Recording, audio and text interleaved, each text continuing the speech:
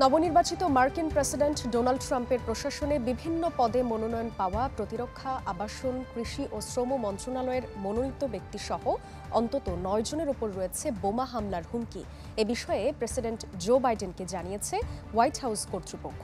ঘটনার তদন্ত করছে দেশটির কেন্দ্রীয় গোয়েন্দা সংস্থা এফবিআই। যুক্তরাষ্ট্রের প্রেসিডেন্ট নির্বাচন পরবর্তী উত্তাপ যেন বেড়েই চলছে মার্কিন রাজনীতিতে। নবনির্বাচিত প্রেসিডেন্ট ডোনাল্ড ট্রাম্পের প্রশাসনে মন্ত্রী পদে মনোনয়ন পাওয়া বেশ কয়েকজনের ওপর বোমা হামলার হুমকিতে এবার নতুন করে উত্তাপ মার্কিন মুলুকে। গেল মঙ্গল ও বুধবার দেয়া হয় এসব হুমকি। এক বিবৃতিতে এ তথ্য নিশ্চিত করেছে দেশটির কেন্দ্রীয় গোয়েন্দা সংস্থা এফবিআই।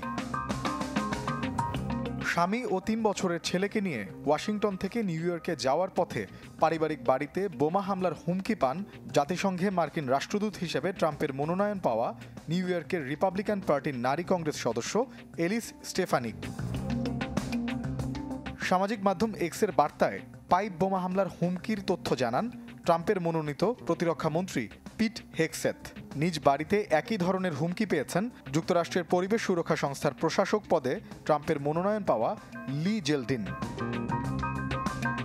বাদ যায়নি ট্রাম্প প্রশাসনের কৃষি মন্ত্রী পদে মনোনয়ন পাওয়া ব্রুক রোলিন্স, আবাসন মন্ত্রী পদে মনোনীত স্কট টার্নার ও শ্রমমন্ত্রী পদে মনোনীত লোরি শাভেস ডিরেমারো।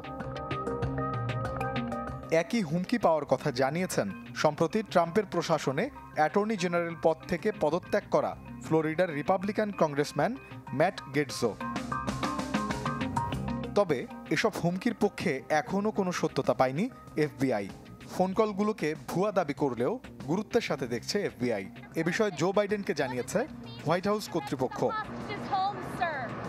মোর্শেদ শোভন, চ্যানেল 24।